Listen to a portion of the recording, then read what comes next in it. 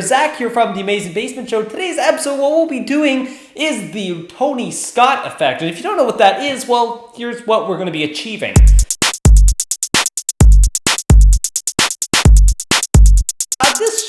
This kind of montage sequence is most commonly seen in Tony Scott movies, which is basically like this adrenaline, fast-paced flash of just colors and awesomeness. And I really wanted to achieve it in the latest music video that I'm working on. So I thought, well, what better to do is show you how to do it while I learn how to do it. So, let's learn it.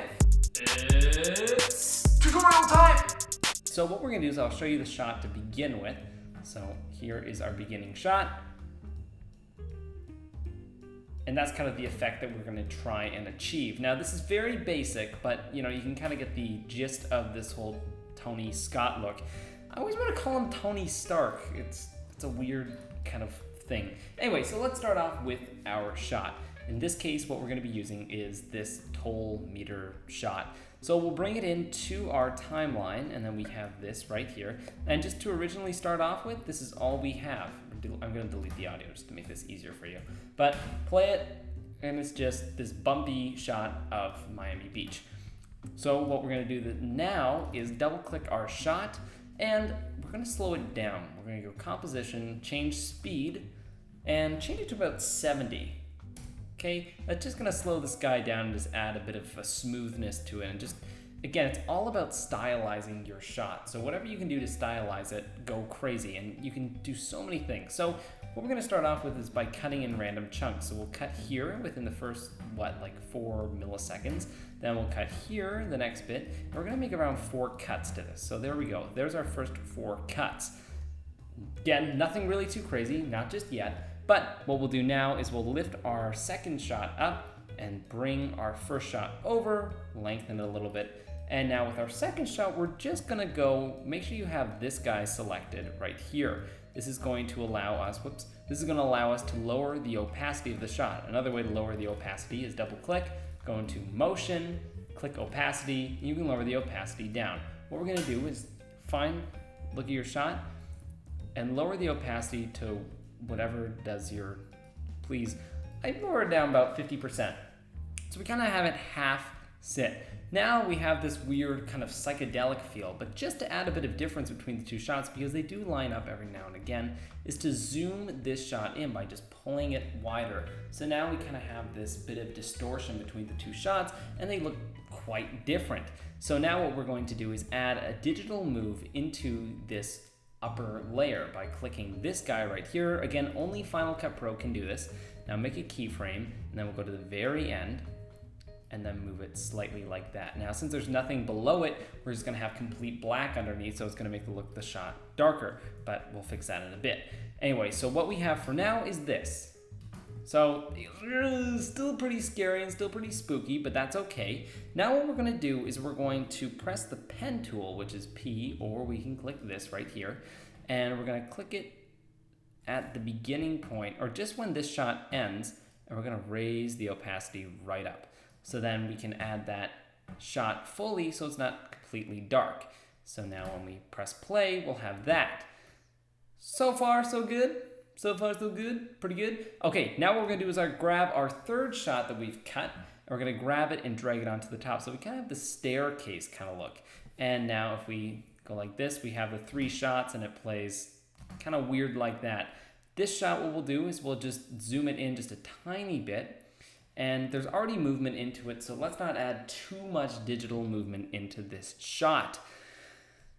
So far, cool. Now, grab our third shot and just layer it right on top. Again, it's just going ridiculously weird. With our fourth shot, what we'll do is we'll right-click, go down to change speed. I always want to say composition mode, and we're going to change the speed of this one to 30, completely so. And we're going to get like this weird kind of slow motion 60 frames look, which is okay. Now what we'll do is we are going to start color correcting. Now with the first shot, let's just play with our contrast. So what we'll do is we'll double click our second shot, not our first shot, but our second shot. Go into Effects, Color Corrector 3-way, and again, only Final Cut Pro can do this, and we have our keyframe, okay? Right here. This magical button is what changes Final Cut Pro and Final Cut express. That thing right there. Anyway, so let's click it and begin. Click that bad boy, and we're gonna start by moving 2 frames ahead, raising the blacks, then moving down again, lowering the blacks, then moving up 2 frames, do about 2 frame change, and go up with the whites, lower the blacks, raise the whites, and it's just to kind of have this like gradual change between the two, so we have like this contrast. Now, I did add that digital move, and with that digital move, we have a big bar here, and you don't want that, so let's just fix that right now. Okay, so when we play back our footage, here's what we have. Pretty exciting, right? And you can do that double up technique for all of them, and so that you have this layered bit. So let's add that again to our next layer. So we'll go Effects, Color Corrector, and just do the exact same method. So keyframe, 2 frames, raise the blacks, keyframe, 2 frames, lower them, keyframe, 2 frames, up, down, okay, and then now it's time to add in our color correct.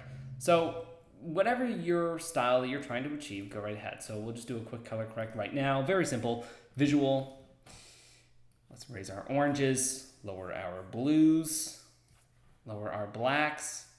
And again, remember, this is kind of changing around later, but just to kind of get a bit of a style to this, we can get something like that. Honestly, this is a quick color correct. Then we'll copy and paste our effects into each shot, but now you get something that looks like this. Pretty cool, right? So once you synchronize this to certain music and to different songs, that's when you can kind of add the style to it. But again, this is all a stylistic thing. It's nothing else or nothing more. But thanks for watching this tutorial. Back to myself. Goodbye. Oh, this is all glitching up now. Look at that. Alright, thanks for watching. You guys can check out many other tutorials that we did, including last week's where we built an air gun for a music video that actually just came out. So the link to the air gun tutorial is right here, and the link to the music video is flashing in front of my face. So you guys can check out both of those, check out this tutorial, watch it.